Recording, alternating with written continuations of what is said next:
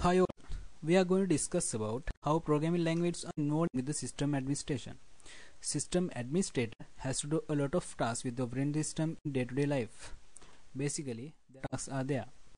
These are backup and restoring files, creating and maintaining user accounts, installing and configuring server, monitoring and tuning applications, monitor security and configuring a security system.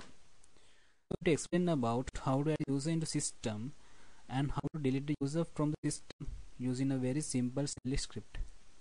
So this is my simple shell script that I developed for add a user into the system. So in this code, the root, system administrator, has to execute this code. So if it is not, the proper error message will be displayed. So this time only root may be added user into system. So if I explain if part, so first the system administrator, whatever the user, so he has to enter the username and the password. So if the user is already exit in the system, so then the proper message will be displayed. So this time username exists. So I'm going to my command prompt, and simply now we have two users. So now I compile my program at user.sh. So then I enter there. So yeah, this is the message how they exist. Then I enter Laknath. Then the message, so Laknath has been added to the system. So I refresh it, it will look like this. So then I go to the else part. So the user has been successfully added to the system. So this is a very simple shell script.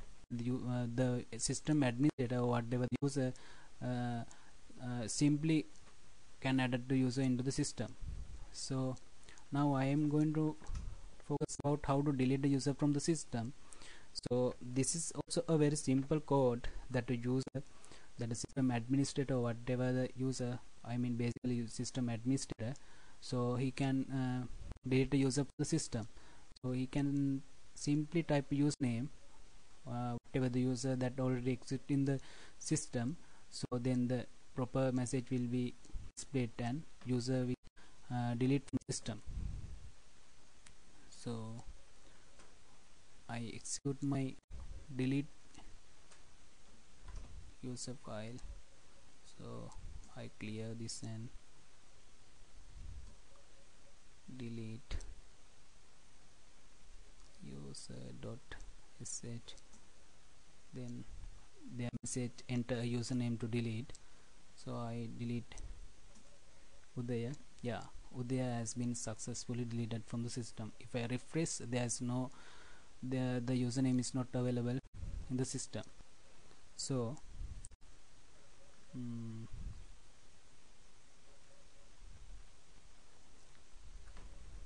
nowadays there are a large amount of tasks that the system administrator must follow.